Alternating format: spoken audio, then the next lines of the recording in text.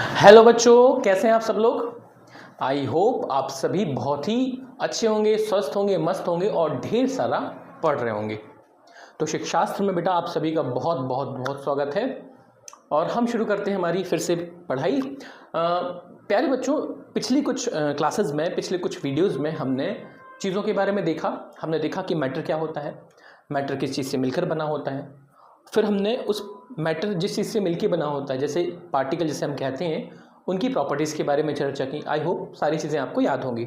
नहीं याद है तो बच्चों पिछली कुछ क्लासेस को आप फिर से देख लीजिएगा, ठीक है। देन फर्दर हमने क्या बात की, हमने नेक्स्ट बात की कि हमारे जो मैटर्स होते हैं उनको हमने कितने फॉर्म्स में डिवाइड किया बेटा। उनको हमने 3 अलग अलग फॉर्म्स, या उसी को हम बोलते हैं state of matter, solid, liquid, gases, उनकी बात की। फिर मैंने आपको ये बताया कि इन सॉलिड, लिक्विड और गैसेस में पार्टिकल्स किस तरीके से डिस्ट्रीब्यूट होते हैं कि उनको हम सॉलिड की कैटेगरी में बोलते हैं, लिक्विड की कैटेगरी में बोलते हैं बेटा, या फिर गैसेस की कैटेगरी में बोलते हैं। हमने उनकी फोर्स ऑफ अट्रैक्शन, इंटरमोलिकुलर, जिसको आप इंटरमोलिकुलर फोर्स कहते हैं, उसकी बात की। साथ ही साथ हमने इनकी काइनेटिक एनर्जी को लेकर भी बात की। फिर नेक्स्ट हमने क्या बात की थी बेटा, नेक्स्ट हमने बात की थी कि सर यदि मैं इस सॉलिड, लिक्विड और गैसेस को आपस में इंटरचेंज करना चाहूँ तो उसे क्या कहेंगे, तो उसे हम बोलते हैं फेज ट्रांजिशन या changes in state of matter. जैसे कि सॉलिड से लिक्विड को आपने कल क्या बोला था बेटा, सॉलिड से लिक्विड को हमने बोला था जब हम सॉलिड से लिक्विड जाते हैं तो उसे हम बोलते हैं मेल्टिंग। लिक्विड से गैस जाएंगे तो उसे हम क्या बोलेंगे, वेपराइजेशन। सॉलिड से गैस जाएंगे तो उसे हम बोलेंगे सब्लिमेशन। और यदि हम रिवर्स कर दें, यानी कि यदि आप लिक्विड को सॉलिड में कन्वर्ट करेंगे तो इसे हम बोलेंगे फ्रीजिंग। गैस को लिक्विड में लेकर आएंगे उसे हम बोलेंगे कंडेंसेशन। और यदि गैस डायरेक्ट सॉलिड में कन्वर्ट होती है तो उसे हम बोलते हैं डिपोजिशन। क्लियर। चलिए नेक्स्ट हमें क्या बात करनी है, तो बच्चों आज हम बात करेंगे evaporation and factors affecting it. अब यहाँ लिखा क्या है उस पर ध्यान ना देते हुए पहले मेरी बात को सुनिए। इमेजिन कीजिए, इमेजिन करने की भी जरूरत नहीं है, हम सभी ने देखा ही, तो इमेजिन करने की कोई जरूरत नहीं है। प्यारे बच्चों एक काम करें, आप ना अपने पास एक बर्तन लेकर आए और उसमें पानी रख दें। रख दिया पानी। अब 1 घंटे बाद, 2 घंटे बाद, 3 घंटे बाद, 1 दिन बाद, जब आपका मन हो उसको दोबारा चेक कीजिएगा। हालांकि बहुत कम टाइम ना लें, थोड़ा ज़्यादा टाइम ले लें। आप 2-3 दिन बाद चेक कर लीजिएगा या फिर शाम तक चेक कर लीजिएगा।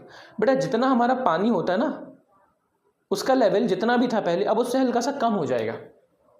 पानी कहाँ गया, पानी उड़ गया, ये हम सभी जानते हैं। पर ये चीज़ आपको हो सकता है फील ना कर पाएँ आप, तो फील ना कर पाएँ कोई बात नहीं।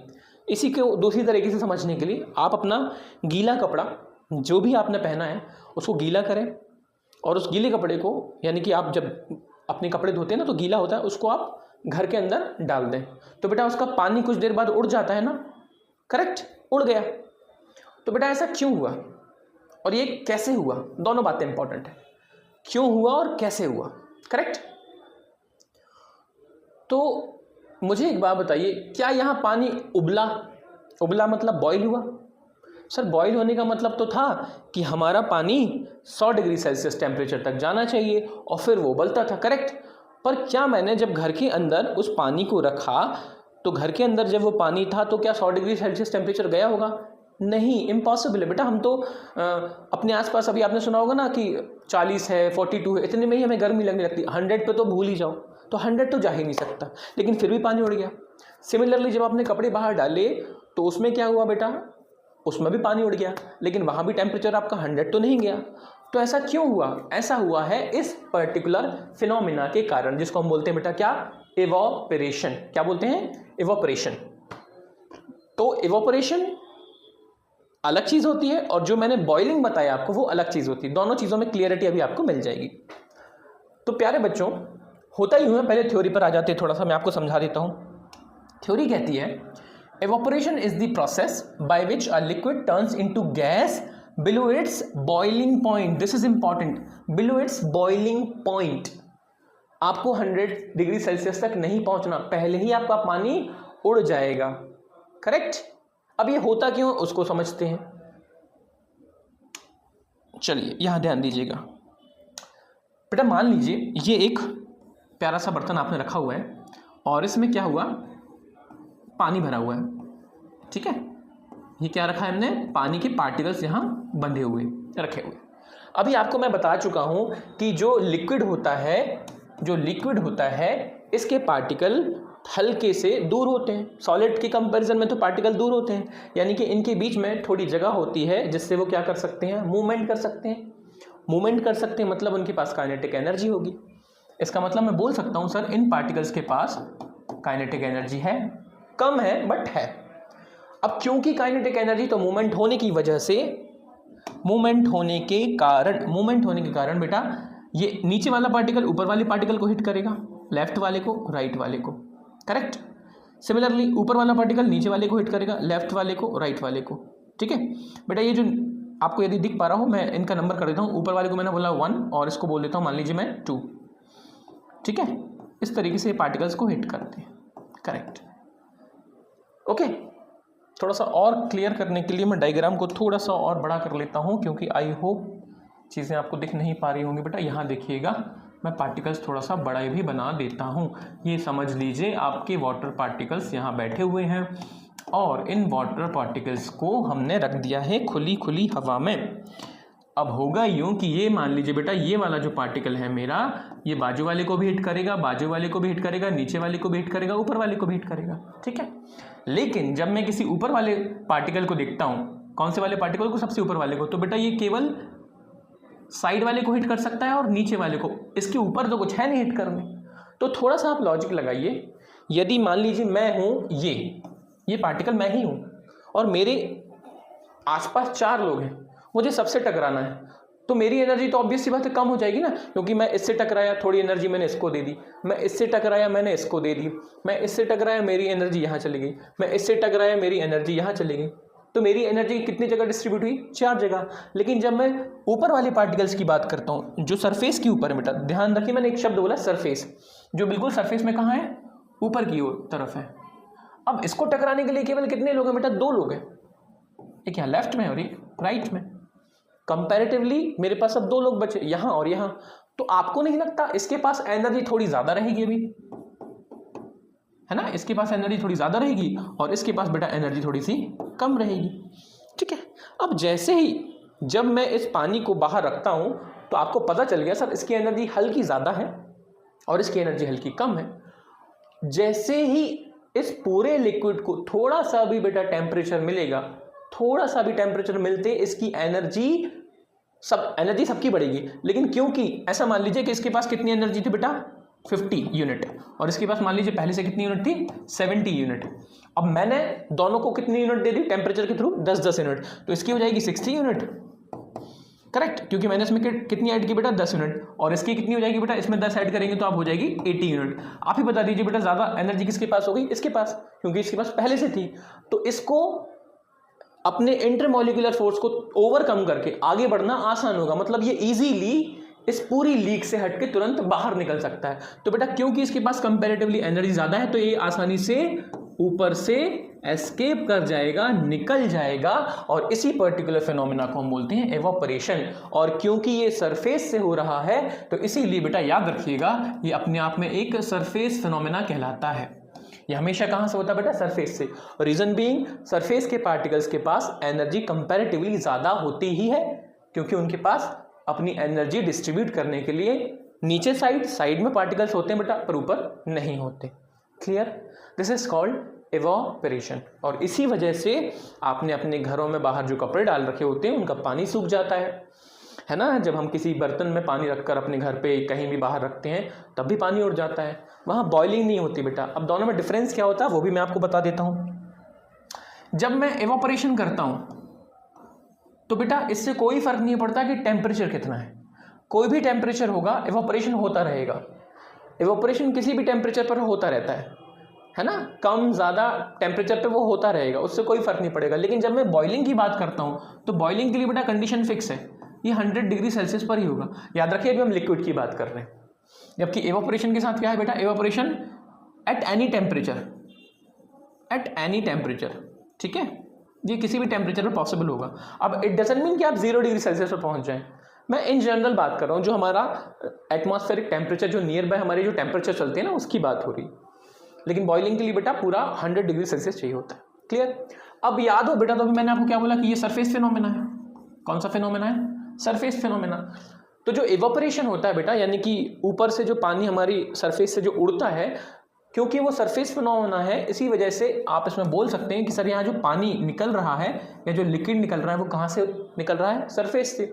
बट बेटा बॉइलिंग में क्या होता है, बॉइलिंग में पूरा फुल जो वाटर बॉडी होती है, फुल वाटर बॉडी एक साथ काम करती है, उड़ने के लिए एक साथ निकलती है। ये बहुत बेसिक सा डिफरेंस है एवापोरेशन में और बॉइलिंग में। आई होप ये वाली बात आपको बिल्कुल क्लियर हो गई होगी कि क्यों होता है एवापोरेशन, ठीक है, और ये सरफेस फिनोमेना क्यों कहलाता है। क्लियर। अब आपने कहा सर ये बात तो हम समझ गए, बट थोड़ी सी बात पर और आगे बात करते हैं। जो अपने आसपास बेटा, जैसे कि जितने भी आपने शायद देखा भी होगा, नदी, नाले, समुद्र या कोई भी पानी की जो बॉडी होती है, आपने गर्मियों में स्पेशली देखा होगा कि सर पानी पहले ज़्यादा था, अब पानी कम हो गया, तो बेटा वो पानी कहाँ गया, उड़ गया, बट उबला नहीं। याद रखिए, आप उसको ये तो नहीं कह सकते ना कि सर उबल गया। बॉयल इसलिए नहीं हुआ क्योंकि बॉइलिंग के लिए हमारी कंडीशन होती है 100 डिग्री सेल्सियस।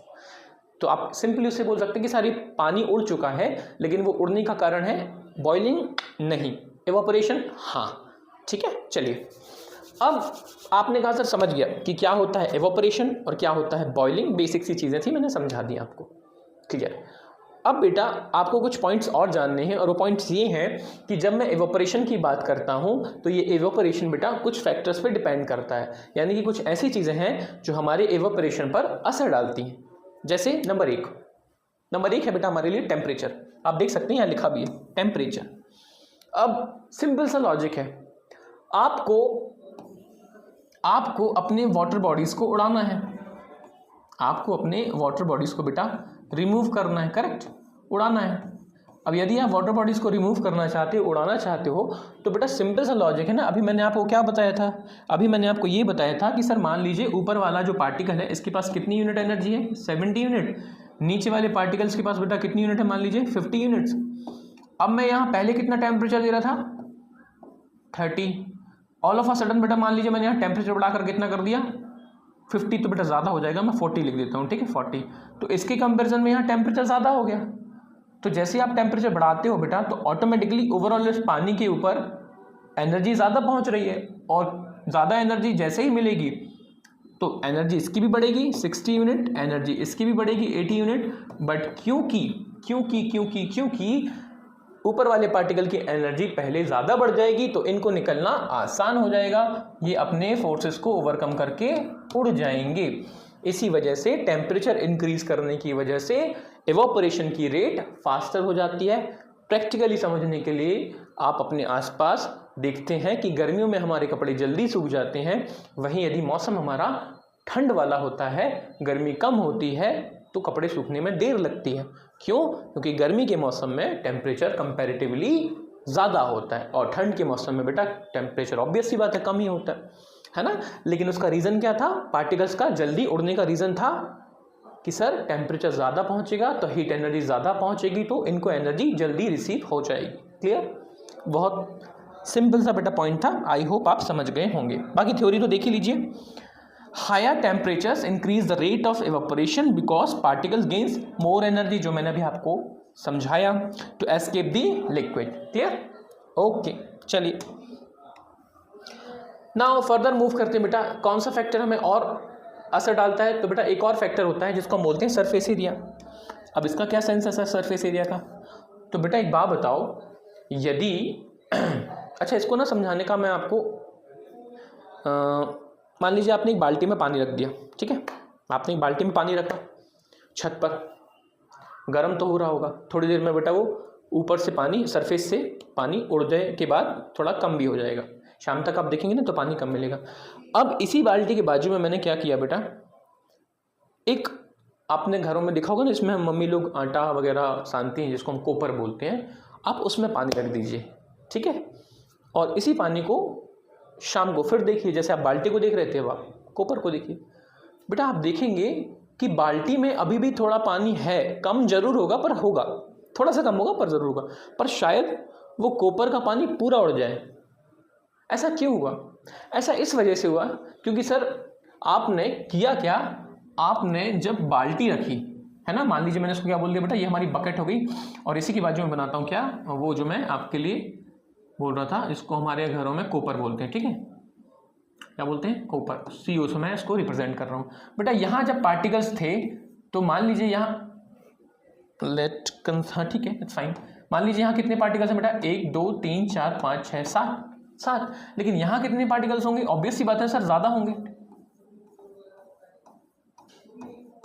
देखिए मान लीजिए मैंने कितनी बना ली बेटा, 11, सरफेस एरिया, जगह मिल जाएगी ज़्यादा तो पार्टिकल ज़्यादा होंगे।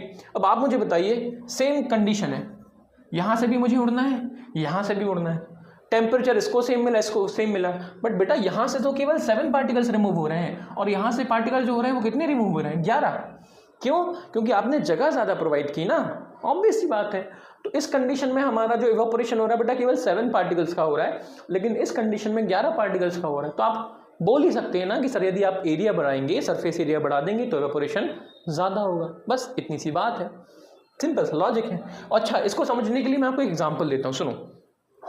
बारिश के मौसम में क्या होगा, अक्सर आपके यहाँ बेटा बारिश में आप जब भीग के जाएंगे ना, कपड़े हो जाएंगे गीले, है ना, बड़ा एक्साइटेड हो गया एकदम से मुझे बताने के लिए। मान लीजिए कपड़े गीला हो गया, आपने कपड़े गीले किए, उतारे और फैलाए नहीं, आपने उसको ना सिकोड़ के कहीं रख दिया, ऐसे डाल दिया।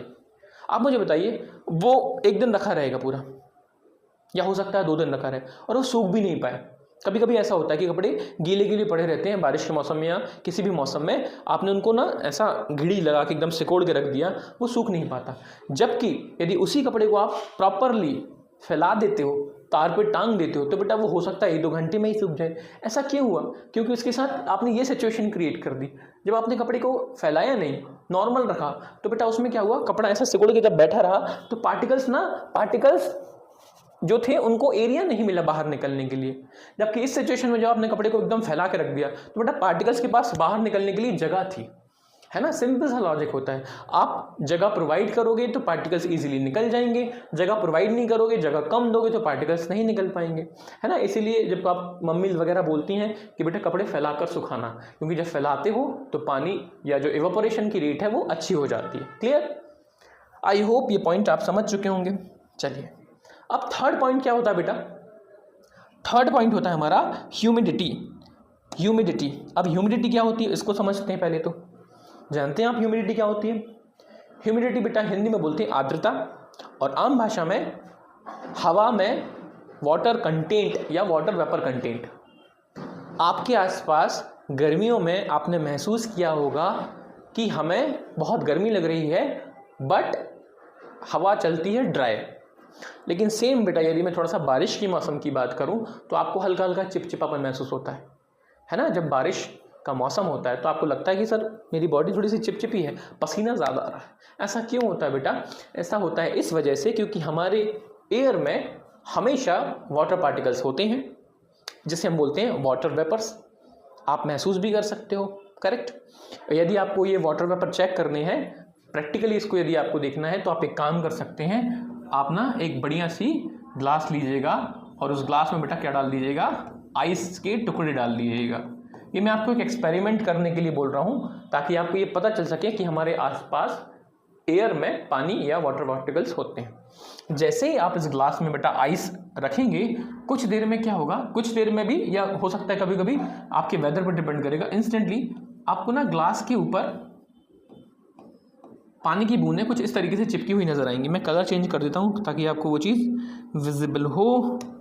आपको बेटा यहाँ ना वाटर पार्टिकल्स नज़र आएंगे ग्लास के ऊपर। ऐसा क्यों हुआ? ऐसा हुआ कंडेंसेशन की वजह से। और कंडेंसेशन का मतलब सर जितने भी एयर के पार्टिकल्स है ना, मेरे पास आसपास ऐसा कुछ है नहीं तो मैं आपको बताता बॉटल के थ्रू।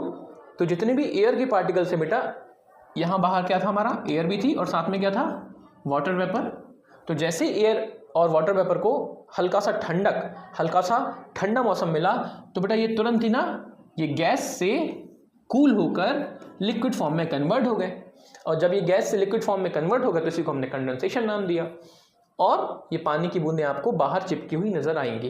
ये एक्सपेरिमेंट में बस इतना बता रहा है कि बाहर पहले से वाटर वेपर थे पर वो गैशियस फॉर्म में थे, अब हमने उसको किस में कन्वर्ट कर दिया, लिक्विड फॉर्म में। तो बेटा ये जो बाहर वाटर वेपर एयर में ऑलरेडी प्रेजेंट होते हैं, इन्हीं के कारण हम बोलते हैं ह्यूमिडिटी।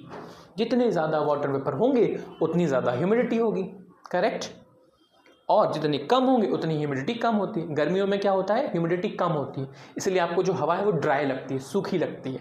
जबकि बारिश के मौसम में बेटा ह्यूमिडिटी ज़्यादा होती है एयर में, इसी वजह से आपको पसीना ज़्यादा आता है और इसी वजह से आपको हवा थोड़ी सी गीली महसूस होती है ना, चिपचिपी महसूस होती है। ओके, चलिए, तो मुद्दा ये था सर, ये वाली बात तो हमें समझ में आ गई।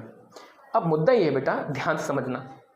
मान लीजिए मेरे पास पानी कम है, मैं एक मान लीजिए कपड़ा है, ठीक है, ऑब्वियस बात है, ये कपड़ा मान लीजिए कपड़ा ये बेटा, मान लो ये कपड़ा गीला है, करेक्ट, बाहर एयर है। अब एयर ने कहा, ध्यान से सुनना, एयर ने कहा मेरे पास ह्यूमिडिटी यानी कि मेरे पास पहले से पानी है, ठीक है। मैं आपको दो कंडीशन देता हूं।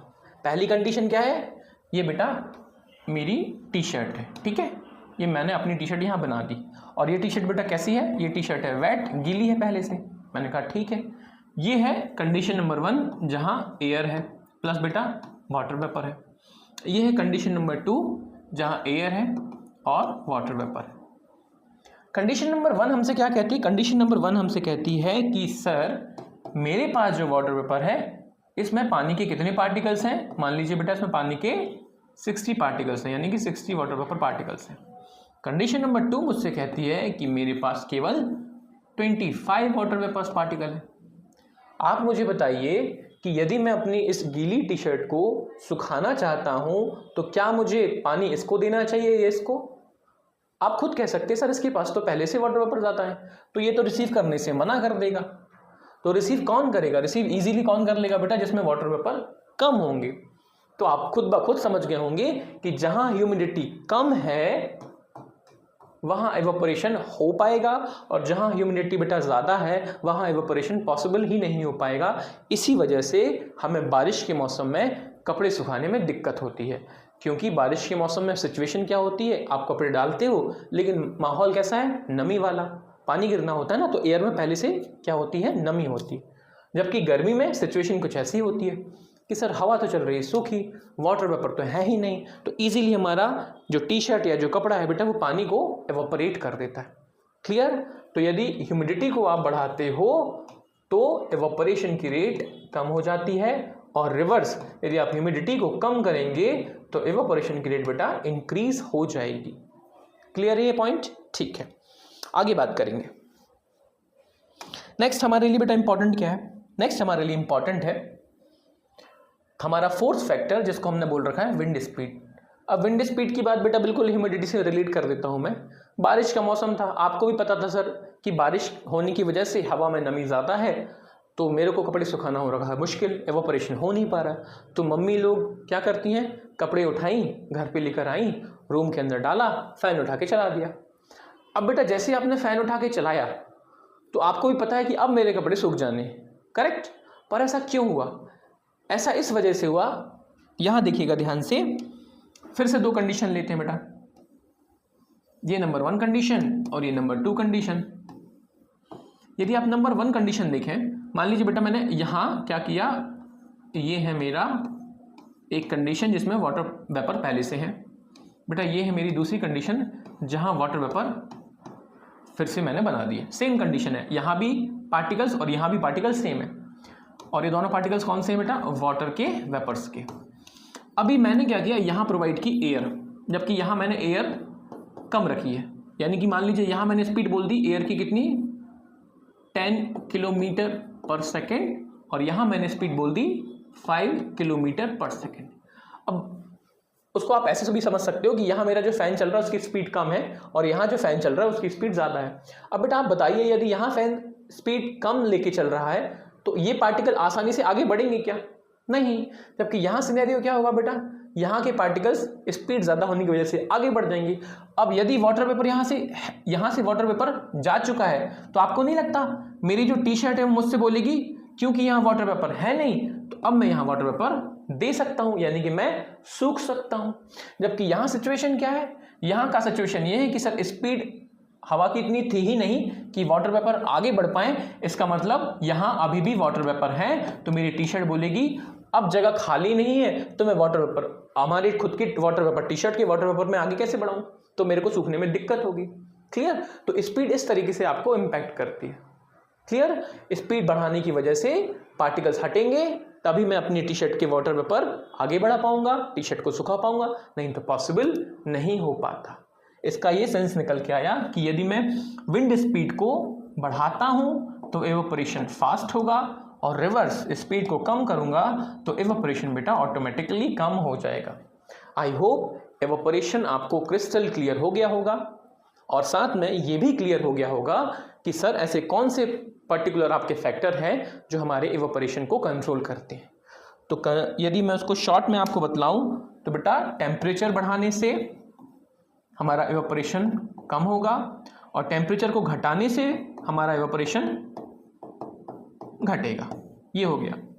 सिमिलरली यदि मैं स्पीड को बढ़ाता हूँ, किसकी स्पीड को? विंड स्पीड को बेटा, यहाँ नीचे लिखा भी है, तो एवोपरेशन बढ़ेगा, और स्पीड यदि कम करूँगा तो एवोपरेशन भी कम होगा। थर्ड क्या था बेटा? थर्ड था कि सर यदि आपने सरफेस एरिया बढ़ाया तब भी आपका एवोपरेशन फास्ट हो जाएगा, और यदि आपने एरिया को कम किया तो एवोपरेशन ऑब्वियसली बात है कम होगा।